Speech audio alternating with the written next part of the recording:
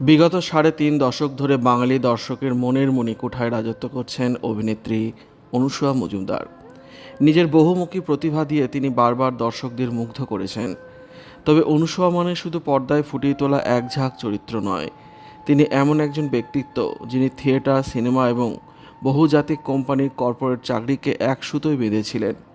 সম্প্রতি একটি সাক্ষাৎকারে তিনি তার জীবনের এমন কিছু আকর্ষণীয় অধ্যায় এবং টলিউড ইন্ডাস্ট্রির এক অন্ধকার বাস্তব তুলে ধরেছেন, যা নিয়ে সোশ্যাল মিডিয়ায় জোর চর্চা শুরু হয়েছে। একটা সময় তিনি কলকাতার এক নামী মাল্টিন্যাশনাল কোম্পানির চা বিভাগে টানা ৩২ বছর চাকরি করেছেন।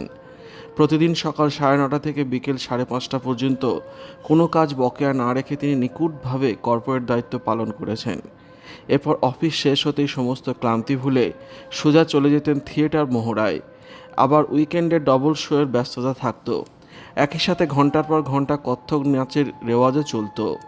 বর্তমান যুগে দাঁড়িয়ে যখন একজন মানুষ একটা কাজ সামলাতে হিমশিম খান, সেখানে অনুসুয়া মজুমদার যেভাবে নিজের শতভাগ প্রকাশ করে চাকরি ও শিল্পচর্চাকে সমান্তরালে চালিয়ে গিয়েছেন, তা এক কথায় অনন্য এবং ভীষণ অনুপ্রেরণাদায়ক। তবে এই উজ্জ্বল কেরিয়ারের আড়ালে থাকা টলিউডের এক চরম অপেশাদার এবং বিতর্কিত দিকও এই সাক্ষাৎকারে অকপটে ফাঁস করেছেন অভিনেত্রী। অনুসুয়া জানান, কেরিয়ারের শুরুর দিকে তো বটেই, এমনকি আজকের দিনেও অনেক বড় প্রজেক্ট কাজ তার সম্পূর্ণ হাতছাড়া হয়ে গিয়েছে। তাকে সিলেক্ট করার পরও কোনো খবর দেওয়া হয় না। ফোন বা মেসেজ না করে হুট করে কোনো চরিত্র থেকে তাকে বাদ দিয়ে অন্য কাউকে নিয়ে নেওয়া হয়েছে। এমন অভিজ্ঞতা তার বহুবার হয়েছে। এমনকি শুটিং শেষ করার পর স্টুডিওকে না জানিয়ে অন্য কাউকে দিয়ে ওই চরিত্রে ডাবিং করিয়ে নেওয়া হয়েছে, যা তার কাছে চরম অপমানজনক বলে মনে হয়েছে। ইন্ডাস্ট্রির ভেতরে চলা এই লবিইজম বা অপেশাদার আচরণ নিয়ে তার এই বিস্ফোরক স্বীকারোক্তি টলিউডে কাস্টিং ডিরেক্টর ও প্রযোজকদের ভূমিকা নিয়ে বড়সড় প্রশ্ন তুলে দিয়েছে। ইন্ডাস্ট্রির নেতিবাচক মানসিকতার পাশাপাশি বর্তমান প্রজন্মের অভিনেতা অভিনেত্রীদের আচরণ ও বদলে যাওয়ার সংস্কৃতি নিয়েও একটি সূক্ষ্ম বিতর্ক উস্কে দিয়েছেন তিনি। অনুসুয়া আক্ষেপের সুরে জানান, আজকের দিনে নতুন ছেলেমেয়েরা ফ্লোরে এসেই নিজেদের জন্য আলাদা আলাদা মেকআপ রুম বা ভ্যানিটি ভ্যানের দাবি করে, অথচ সাবিত্রী চট্টোপাধ্যায় বা মাধবী মুখোপাধ্যায়ের মতো কিংবদন্তিরা আজও সবার সাথে একসাথে একই মেকআপ রুমে বসে আড্ডা দিতে ভালোবাসেন।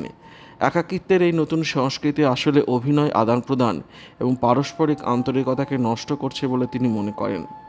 একই সাথে মুম্বাইয়ের কাস্টিং কালচার নিয়েও ক্ষোভ প্রকাশ করেছেন তিনি।